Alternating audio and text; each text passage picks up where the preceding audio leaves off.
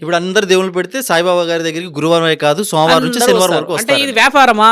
అదే మీరు ఎప్పుడు ప్రశ్నించలేదా దీని మీద? నేను ఎప్పుడు ప్రశ్నించలేదు. నేను ఏంటంటే ఇప్పుడు మీరు గమనించాల్సిన ప్రశ్న ఏంటంటే ప్రశ్న నా దాకా వస్తే ఆ, నేను ఏంటంటే మతాల మీద కులాల మీద ఎప్పుడు డిస్కషన్ చేయను. ధర్మం మీద ప్రయాణం మనది. అవును. ధర్మం గురించి మాట్లాడాల్సిన ప్రయాణం మనది. ఇప్పుడు మీరు అడిగారు కాబట్టి ఉమ్, ఒక రకమైన మనుషుల ఆలోచన చెప్తున్నాం మీకు. అవును. వాళ్ళు కూడా తప్పు ఏం లేదు మరి.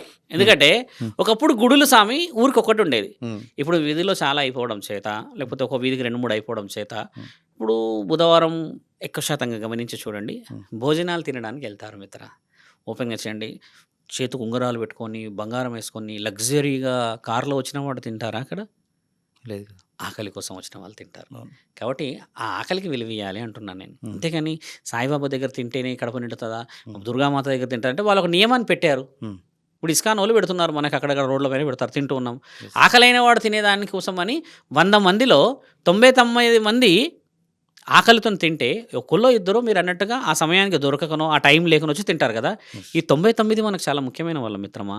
కాబట్టి మీరు వెతుకుతున్న దాంట్లో ఆధ్యాత్మికత ఒక మనస్తత్వాన్ని వెతుకకుండా ఉమ్, ఈ డిస్కషన్ చేసుకొని దేవుడు కాదు దేవుడు కాదు అంటే అబ్సల్యూట్లీ ఆయన దేవుడు కాదు నిర్ణయించబడింది. కానీ ఉమ్, గురువు అని కూడా నిర్ణయించబడి ఉంది కదా.